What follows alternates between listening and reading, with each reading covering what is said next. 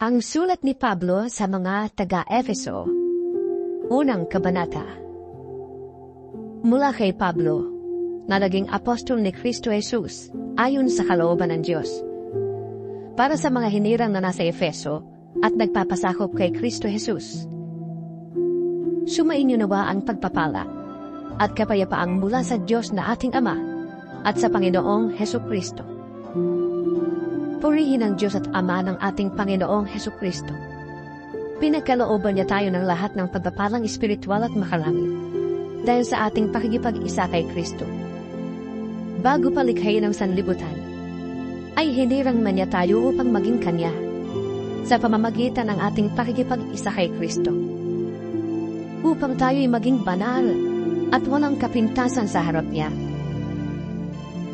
Dahil sa pag-iibig ng Diyos, tayo'y Kanyang pinili upang maging anak niya sa pamamagitan ng Hesus Kristo. Iyan ang Kanyang layunin at kalooban. Purihin natin siya dahil sa Kanyang kahangahangang pagkalinga sa atin sa pamamagitan ng Kanyang minamahal na anak.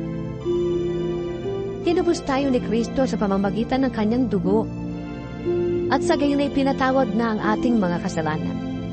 Ganoong kadakila ang kagandahan loob na ibinigay niya sa atin. Sa pamamagitan ng Kanyang karunungan at kaalaman, ipinaunawa sa atin ng Diyos ang Kanyang lihim na layunin na isasakatuparan sa pamamagitan ni Kristo pagdating ng takdang panahon. Ang layunin niyang ito ay pag-isahin ang lahat ng nilikha sa langit at sa lupa at si Kristo ang Pangulo. Dahil kay Kristo, kami naging bayan ng Diyos na siya nagsagawa ng lahat ng bagay ayon sa Kanyang layunin at kalooban. Kami hinirang niya noong panguna para sa Kanyang ikararangal. Kaming mga unang umasa sa Kanya. Kayo man ay naging bayan ng Diyos matapos ninyong marinig ang salita ng katotohanan, ang magandang balita na nagdudulot ng kaligtasan. Sumampalataya kayo kay Kristo, kaya't ipinagkaloob sa inyo ang Espiritu Santo na ipinangako ng Diyos bilang tatak ng pagkahirang sa inyo. Ang Espiritu ang katibayan na makakamit natin ang mga pangako ng Diyos sa atin, hanggang kamtan natin ang lubos na kaligtasan. Purihin natin ang Kanyang kadakilaan. Kaya nga, mula na mabalitaan ko ang tungkol sa inyong pananalig sa Panginoong Hesus at ang inyong pag-ibig sa lahat ng Kanyang hinirang. Walang tigil ang pasasalamat ko sa Diyos para sa inyo tuwing ipinapanalangin ko kayo. Hinihiling ko sa Diyos ng ating Panginoong Hesus Kristo, ang maluwalhating Ama, na ipagkaloob niya sa inyo ang Espiritu na nagbibigay ng karunungan at nagpapahayag tungkol sa Diyos upang lubos niyo siyang makilala. Naway liwanagan ng Diyos ang inyong isip upang malaman ninyo kung ano ang inyong inaasahan sa Kanyang pagkatawag sa inyo. Kung ano ang kalwalhatiang inilaan niya para sa Kanyang mga banal. At kung ano ang di masukat na kapangyarihang kaloob niya sa atin na mga nananalig sa Kanya. Ang kapangyarihan ding yon ang muling bumuhay kay Kristo at nagupo sa Kanya sa kanan ng Diyos sa kalangitan. Kaya't nasa ilalim ng kapangyarihan ni Kristo ang lahat ng paghahari, kapamahalaan, kapangyarihan, at pamunuan sa kalangitan. Higit na dakila ang Kanyang pangalan kaysa sa lahat. Hindi lamang sa panahong ito, kundi maging sa darating. Ipinailalim ng Diyos sa kapangyarihan ni Kristo ang lahat ng bagay, at ginawa siyang ulo ng Iglesia. Ang Iglesia ang katawan at kapuspusan ni Kristo, na siya namang pumupuno sa lahat ng bagay. Ikalawang kabanata. Noong una'y patay kayo dahil sa inyong mga pagsuway at mga kasalanan. Sinusunod ninyo noon ang masamang takbo ng mundong ito at napailalim kayo sa prinsipe ng kasamaan, ang espiritong naghahari sa mga taong ayaw pasakop sa Diyos. Ang totoo, tayong lahat ay dati rin namumuhay ayon sa ating laman at sumusunod sa masamang hilig ng katawan at pag-iisip. Kaya't sa ating likas na kalagayan, kabilang tayo sa mga taong kinagpupuotan ng Diyos. Subalit, napakasagana ang habag ng Diyos at napakadakila ang pag-ibig niya sa atin. Tayo'y binuhay niyang kasama ni Kristo nung tayo'y mga patay pa dahil sa ating pagsuway. Naligtas nga kayo dahil sa kanyang kagandahang loob. Dahil sa ating pakikipag-isa kay Kristo Jesus, tayo'y muling binuhay na kasama niya, upang mamunong kasama niya sa kalangitan. Ginawa niya ito, upang sa darating na mga panahon ay maipakita niya ang di masukat na kasaganaan ng kanyang kagandahang loob sa pag-ibig niya sa atin, sa pamamagitan ni Kristo Jesus. Naligtas kayo dahil sa kagandahang loob ng Diyos, sa pamamagitan ng inyong pananalig. Ang kaligtasan ito'y kaloob ng Diyos at hindi mula sa inyo. Hindi ito bunga ng inyong mga gawa. Kahit walang dapat ipagmalaki ang sinuman. Siya ang gumawa kung ano tayo ngayon. At sa pamamagitan ni Kristo Jesus, tayo inilalang niya upang iukol natin ang ating buhay sa paggawa ng mabuti. Iyan ang layuning pinili ng Diyos para sa atin noong una pa man. Kaya't alalahanin ninyo ang dati ninyong kalagayan. Kayo'y ipinanganak na mga hintil at di tuli ang tawag sa inyo ng mga Hudyo. Ang mga Hudyo naman ay tinatawag ng mga tuli dahil sa ginagawa nila sa kanilang katawan. Noong panahong yon, hiwalay kayo kay Kristo. Hindi kabilang sa bayang Israel at di saklaw ng tipang nababatay sa mga pangako ng Diyos. Nooy nabubuhay kayong walang pag-asa at walang Diyos. Ngunit ngayon, dahil sa inyong pakikipag-isa kay Kristo Jesus, kayong dati malayo ay inilapit sa pamamagitan ng kanyang dugo. Pinagkasundo niya tayo. Ang mga Hudyo at ang mga hintil ay kanyang pinag-isa. Sa pamamagitan ng kanyang katawan, pinawi niya ang alitan na parang pader na naghihiwalay sa atin. Pinawalang bisa niya ang kautusang pawang mga utos at alituntunin, upang ang dalawang pangkat ay maging isang bayan na lamang at sa ganito'y maghari ang kapayapaan. Sa pamamagitan ng kanyang kamatayan sa krus, winakasan niya ang alitan ng dalawang pangkat. Pinagkasundo sila sa Diyos at pinagbuklod sa iisang katawan. Naparito nga si Kristo at ipinangaraw niya sa lahat ang magandang balita ng kapayapaan. Sa inyong mga hintil na malayo sa Diyos at sa mga Hudyo na malapit sa Kanya. Dahil kay Kristo, tayo'y kapwa nakakalapit sa Ama sa pamamagitan ng iisang Espiritu. Sa makatwid, hindi na kayo dayuhan o taga-ibang bansa, kundi kababayan na ng mga hinirang ng Diyos at kabilang sa Kanyang sambahayan. Tulad ng isang gusali, kayo'y itinayo sa pundasyong inilagay ng mga apostol at mga propeta, na ang batong panunukan ay si Kristo Jesus. Sa pamamagitan niya, ang bawat bahagi ng gusali ay nagkakaugnay-ugnay at nagiging isang templong banal ng Panginoon. Dahil din sa inyong pakikipag-isa sa Kanya, kayo man ay kasama nilang naging bahagi ng tahanan ng Diyos sa pamamagitan ng Espiritu. Ikatlong kabanata.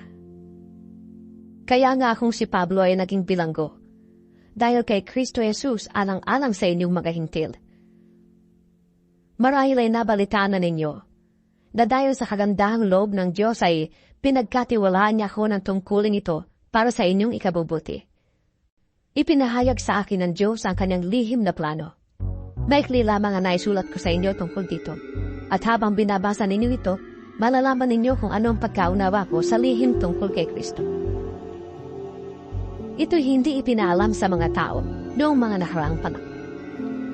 Ngunit inihayag ngayon ng Diyos sa pamamagitan ng Espiritu sa kanyang mga banal na apostol at mga propeta. At ito ang lihim. Sa pamamagitan ng magandang balita, ang mga hintil ay may bahagi rin sa mga pagpapala ng Diyos tulad ng mga Hudyo. Kabilang din sila sa iisang katawan at may bahagi sa pangako ng Diyos dahil kay Kristo Jesus.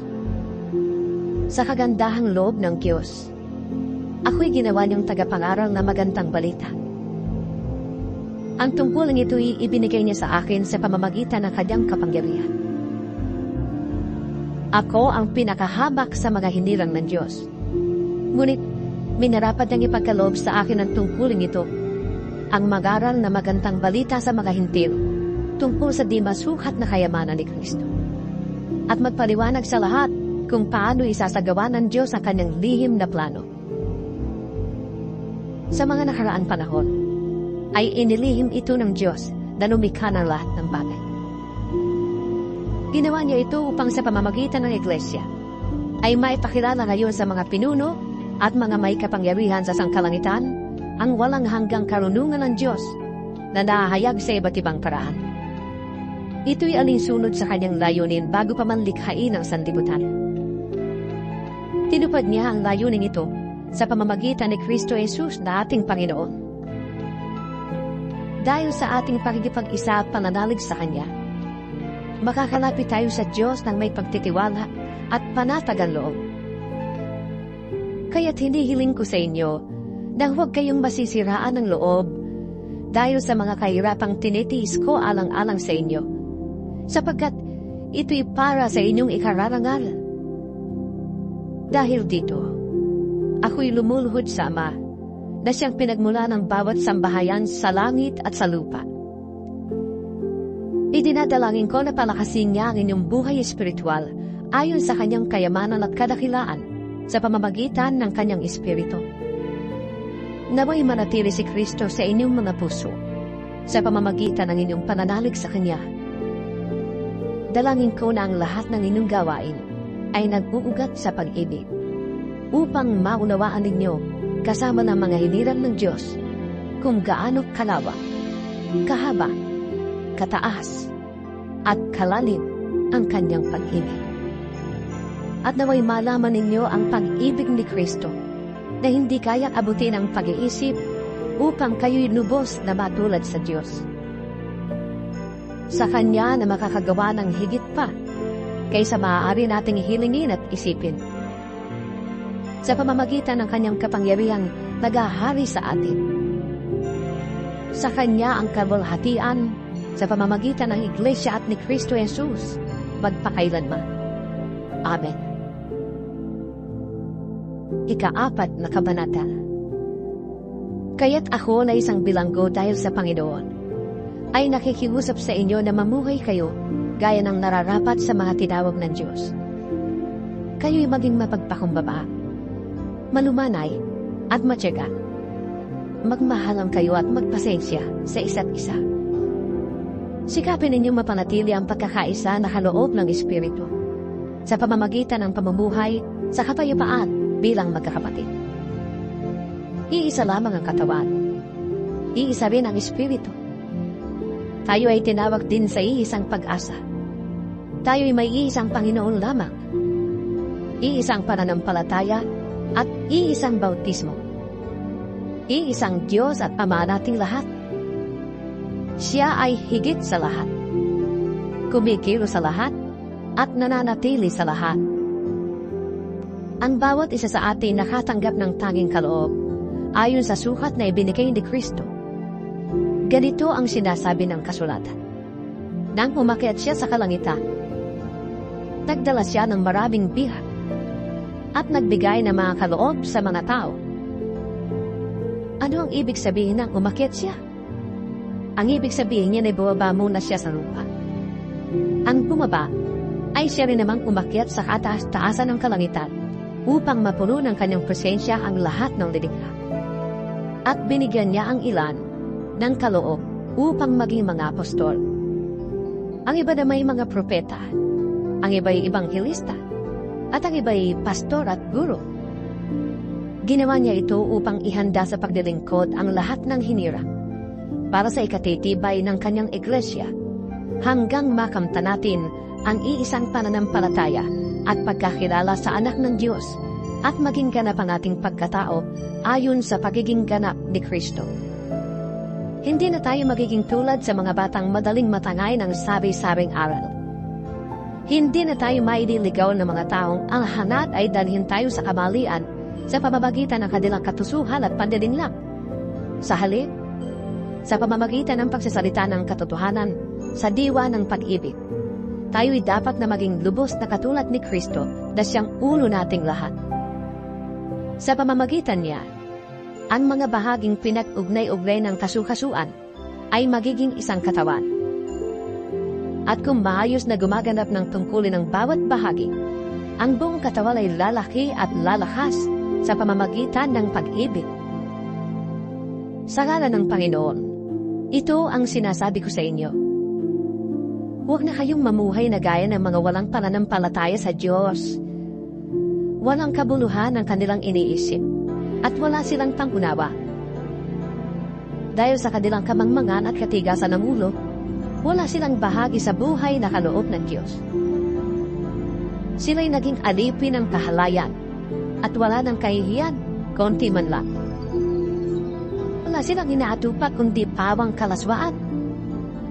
Hindi ganyan ang natutuhan ninyo tungkol kay Kristo. Napakinggan na ninyo ang aral ni Jesus at natutuhan na ninyo ang katotohanan nasa Kanya. Iwanan ninyo ang dating pamumuhay. Hubarin na ninyo ang inyong dating pagkatao na napapahamak dahil sa masasamang nasa. Magbago na kayo ng diwa at pag-iisip. At ang dapat na isuot ninyo ang bagong pagkatao na nilikhang kalarawan ng Diyos at naahayag sa matuwid at banal na pamumuhay ayon sa katotohanan. Dahil dito, itakwil na natin ang pagsisinungaling at tayong lahat ay magsabi ng totoo sa isa't isa sapagkat tayo'y bahagi ng iisang katawan. Kung magagalit man kayo, iwasan ninyo ang kayo'y magkasala. Huwag ninyong patagalin ang inyong galit. Huwag ninyong bigyan ng pagkakataon ng dyablo. Ang magnanakaw ay huwag nang magnakaw. Sa halip, maghanap siya ng marangal na ikabubuhay para makatulong sa mga nangangailangan. Huwag kayong gumamit ng masasamang salita. Lagi ninyong sikapin na ang pangungusap ninyo'y makakabuti at angkop sa pagkakataon upang pakinabangan ng mga makakarinig. At huwag ninyong dulutan ang sama ng loob ang banal na Espiritu ng Diyos sapagkat siya ang tatak ng Diyos sa inyo, ang katibayan na kayo'y tutubusin pagdating ng taktang araw. Alisin na ninyo ang lahat ng sama ng loob, poot at galit. Huwag na kayong mambubulyaw, manlalait at mananakit ng tamtamin ng kapwa. Sa halip, maging mabait kayo at maawain. Magpatawad kayo sa isa't isa, tulad ng pagpapatawad sa inyo ng Diyos dahil kay Kristo. 5 kabanata. Yamang kayo'y mga anak na minamahal ng Diyos. Tularan niyo siya. Mamuhay kayong puno ng pag-ibig tulad ni Kristo. Dahil sa kanyang pag-ibig sa atin, inialay niya ang kanyang buhay bilang mabangong alay at handog sa Diyos. Kayo'y mga hinirang ng Diyos, kaya't hindi dapat mabanggit man lamang na kayo'y nakikiapid o gumagawa ng anumang uri ng kahalayan o pag-iimbot. Huwag din kayong gagamit ng anumang malaswa o walang kapuluhang pananalita at pagdibirong di nararapat. Sa halip, magpasalamat kayo sa Diyos. Alam na ninyong walang bahagi sa kaharian ni Kristo at ng Diyos ang taong nakikiapid, mahalay, o sakim. Sapagkat ang kasakiman ay isang uri ng pagsamba sa Diyos-Diyosan. Huwag kayong padaya kanino man sa pamamagitan ng mga pangangatwirang walang kabuluhan. Sapagkat dahil nga sa mga ito, ang Diyos ay napupuot sa mga suwait. Kaya't huwag kayong makikisama sa kanila. Dati, kayo'y nasa katiniman. Ngunit ngayon nasa kaliwanagan na. Sapagkat kayo nasa Panginoon. Mamuhay kayo ngayon ng nararapat sa mga taong nasa liwanag. Sapagkat pawang mabuti, matuwid at totoo ang ginagawa ng namumuhay sa liwanag. Pag-aralan ninyo kung anong kalugod-lugod sa Panginoon. Huwag kayong makikisama sa mga taong gumagawa ng mga bagay na walang ibinubungang kabutihan. Sa halip, ay ibunyag ninyo ang mga iyon. Kahiya-hiyang mapanggit man lamang ang mga bagay na iyon na ginagawa nila ng lihim. Ang lahat ng nalalantad sa liwanag ay nakikilala kung ano talaga iyon at nalalantad ang lahat dahil sa liwanag. Kaya't sinasabi, gumising ka, ikaw na natutulog. Bumangon ka mula sa mga patay at liliwanagan ka ni Kristo. Kaya't mag-ingat kayo kung paano kayo namumuhay. Mamuhay kayong tulad ng matatalino at di tulad ng mga mangmang. Samantalahin ninyo ang bawat pagkakataon na kayo makagawa ng mabuti, sapagkat punong-puno ng kasamaan ang daigdig na iyon. Huwag kayong maging hangal. Unawain ninyo kung ano ang kalooban ng Panginoon. Huwag kayong maglalasing, sapagkat mauuwi yan sa magulong pamumuhay. Sa halip ay, dapat kayong mapuspos ng Espiritu. Mag-awitan kayo ng mga salmo, mga himno, at mga awiting espiritual. Buong puso kayong umawit at magpuri sa Panginoon. Lagi kayong magpasalamat sa Diyos na ating Ama dahil sa lahat ng bagay, sa pangalan ng ating Panginoong Hesukristo. Pasakop kayo sa isa't isa bilang tanda ng inyong paggalang kay Kristo. Mga babae, pasakop kayo sa inyong asawa, tulad ng pagpapasakop ninyo sa Panginoon. Sapagkat ang lalaki, ang ulo ng kanyang asawa. Tulad ni Kristo, na siyang ulo ng Iglesia na kanyang katawan, at siyang tagapagligtas nito. Kung paanong nasasakop ni Kristo ang Iglesia, gayon din naman, ang mga babae ay dapat pasakop ng lubusan sa kanilang asawa. Mga lalaki, ibigin ninyo ang inyong asawa, na gaya ng pag-ibig ni Kristo sa Iglesia. Inihandog niya ang kanyang buhay para sa Iglesia, upang ialay ito sa Diyos, matapos linisin sa pamamagitan ng tubig at ng salita. Ginawa niya ito upang ang Iglesia ay maiharap niya sa kanyang sarili na maganda, banal, walang kapintasan, batik, o hulubot man. Gayon din naman, dapat mahalin ng mga lalaki ang kanilang asawa tulad ng sarili nilang katawan. Ang lalaki nagmamahal sa kanyang asawa ay nagmamahal sa kanyang sarili. Walang taong namumuhi sa sarili niyang katawan. Sa halip, ito'y pinapakain at inaalagaan, tulad ng ginagawa ni Kristo sa Iglesia. Tayo nga'y mga bahagi ng kanyang katawan, gaya ng sinasabi sa kasulatan. Iiwan ng lalaki ang kanyang ama't ina, at magsasama sila ng kanyang asawa, at sila'y magiging isa. Isang malalim na katotohanan ang inihahayag nito. At para sa akin, ang tinutukoy nito ay ang kaugnayan ni Kristo sa Iglesia. Kaya't kayong mga lalaki, mahalin ninyo ang inyong asawa gaya ng inyong sarili. Mga babae, igalang naman ninyo ang inyong asawa. Ika-6 na kabanata. Mga anak, sundin ninyo ang inyong mga magulang, alang-alang sa Panginoon, sapagkat ito ang nararapat. Igalang mo ang iyong ama at ina. Ito ang unang utos na may kalakip na pangako. Ikaw ay giginhawa at hahaba ang iyong buhay sa lupa. Mga magulang, huwag ninyong itulak na magalis sa inyo ang inyong mga anak. Sa halip, panakihin niyo sila ayon sa disiplina at turo ng Panginoon. Mga alipin, sundin ninyo ang inyong mga amo dito sa lupa ng may buong paggalang, takot at katapatan, na parang si Kristo ang inyong pinaglilingkuran. Gawin ninyo yan, may nakakakita man o wala, hindi upang mapuri ng mga tao, kundi dahil sa kayo mga lingkod ni Kristo at kusang loob na sumusunod sa kalooban ng Diyos. Maglingkod kayo ng masayang kalooban, na parang sa Panginoon kayo naglilingkod at hindi sa tao. Sapagkat alam ninyong gagantimpalaan ng Panginoon ang bawat mabuting gawa ninyo man, maging alipin o malaya.